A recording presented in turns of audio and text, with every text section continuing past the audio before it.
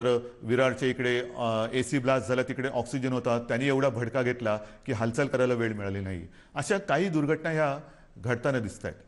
आणि मग पंचायत अशी होते की स्वतःच्या जीवाचा विचार न करता जीवावर उदार होऊन जे सगळे आपले कर्मचारी आहेत, डॉक्टर्स, नर्सेस, वॉर्ड बॉयज, सगळे हे हताश होऊन जातात. म्हणजे मी नाशिकची दुर्घटना झाल्यानंतर दुसऱ्या दिवशी तिथल्या सर्व कर्मचाऱ्यांशी झूम कॉन्फरन्स केली. अक्षरशः तुम्हाला सांगतो, काही जण माझ्याशी बोलताना रडायला लागले होते की आम्हाला बघवत नव्हतं ते दृश्य की समोर ज्यांच्यासाठी आम्ही पूर्ण आटोकाट प्रयत्न करून जीव वाचवण्याचा प्रयत्न करतो, ते रुग्ण ऑक्सिजनची गळती झाल्यामुळे तळमळताना आम्हाला पाहवत नव्हतं. काय करू शकतो? ह्या अशा दुर्घटना. त्याच्यानंतर परभणीमध्ये ऑक्सिजनच्या लाईनवरतीच तिकडे वादळी वारं सुटलं आणि ऑक्सिजनच्या लाईनवरतीच झाडाची फांदी पडली. दुर्घटना झाली नाही हे नशीब, पण अशा काही अकल्पित घटना ह्या सुद्धा घडत आहेत. आणि म्हणून मी याही सूचना दिलेल्या आहेत. एक तर ज्या जम्बो कोविड सेंटरची आपण उभारणी केलेली आहे, ज्याला आपण फील्ड हॉस्पिटल्स म्हणू, जी तात्पुरत्या स्वरूपाची, त्याला सुद्धा आता काही ठिकाणी 1 वर्ष होत आलं. आता पावसाळा तोंडावर आलेला आहे. अतिवृष्टी होणार, सततवृष्टी होणार, वादळ येणार, विजा कडाडणार, मग कुठे पूर येईल, पाणी घुसेल. म्हणून मी या सगळ्यांना सांगितलेलं आहे की एक तर जी अशी जम्बो कोविड केअर सेंटर्स उभारलेली आहेत त्याचं स्ट्रक्चरल ऑडिट करा, फायर ऑडिट करा, एक मजबूत आहे की नाही बघा. नवीन उभारताना पाणी जाणार नाही, पाणी साचणार नाही, पाणी आतमध्ये येणार नाही, कुठे आग लागणार नाही, ऑक्सिजनची गळती होणार नाही. ज्या ज्या काही गोष्टी घडू शकण्याची एक शक्यता आहे, दुर्घटना ज्याच्यामुळे घडू शकते, ह्या टाळण्याचा आटोकाट प्रयत्न करा. आणि हा आटोकाट प्रयत्न करताना ठीक आहे, ज्याची कामं जो तो करेल, फायर ऑडिट करण्याचं काम तो हा मुक करेल, ह्याचं काम तमुक करेल, पण आता आपल्याला एक कुटुंब म्हणून, एक टीम म्हणून काम करायचंय.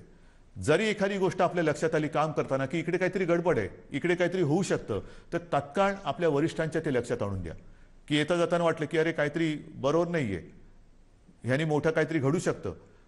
ज्याप्रमाणे भंडाऱ्याला त्या लहान मुलांच्या हॉस्पिटलमध्ये आग लागली, त्यांचं ते उपकरण पेटलं. तर अशा काही गोष्टी जर का आपल्याला वाटल्या तर कृपा करून मी सर्व ह्या क्षेत्रात काम करणाऱ्यांना सांगतोय की आपल्याला कुठे काही वाटलं तर ते ताबडतोब सुधारण्यासाठी आपल्या वरिष्ठांना कळवा. ह्या गोष्टी आपल्याला आता कराव्या लागतील, बघाव्या लागणार आहेत. जसं ही एक व्यवस्था आपण केली, तशीच मी ह्या निर्बंधाची घोषणा करताना आपल्याला मगाशी जे बोललो की रोजी कदाचित मंदावेल पण रोटी थांबू देणार नाही.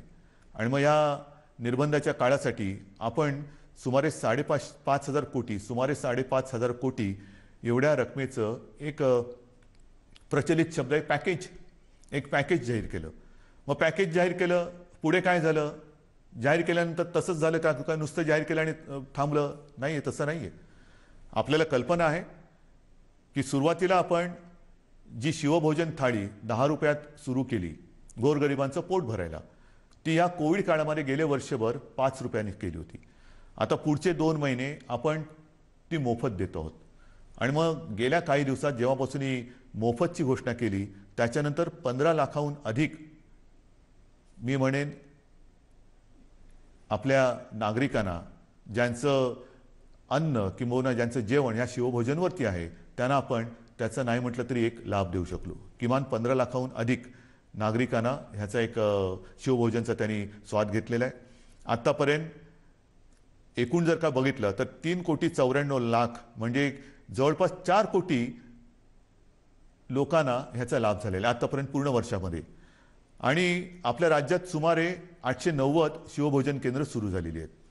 तसंच संजय गांधी निराधार, श्रावणबाळ, वृद्धापकाळ वेतन, विधवा निवृत्ती वेतन व दिव्यांग निवृत्ती वेतन याच्यात 35 लाख लाभार्थींना एप्रिल व मे या 2 महिन्याचे प्रति महिना 1,000 प्रमाणे 2 महिन्यांचे अर्थसहाय्य देण्यासाठी आपण 1,428 कोटी निधी वितरित केलेला आहे. 1,428 कोटी. 7 कोटी लाभार्थींना, ज्यांना आपण म्हटलं होतं की मोफत गहू आणि तांदूळ, तर 7 कोटी लाभार्थींना मोफत गहू तांदूळ वाटप सुरू झालेलं आहे. त्याच्यात सुमारे 6,240 मेट्रिक टन गहू आणि 4,817 मेट्रिक टन तांदूळ हा आतापर्यंत वितरित केला गेलेला आहे. महाराष्ट्रामध्ये इमारत व इतर बांधकाम कामगार आहेत, त्या कामगार मंडळाच्या स्वतःच्या निधीमधून प्रत्येकी 1,500 रुपये अर्थसहाय्य करण्याची आपण घोषणा केली होती. आत्तापर्यंत 13 लाखा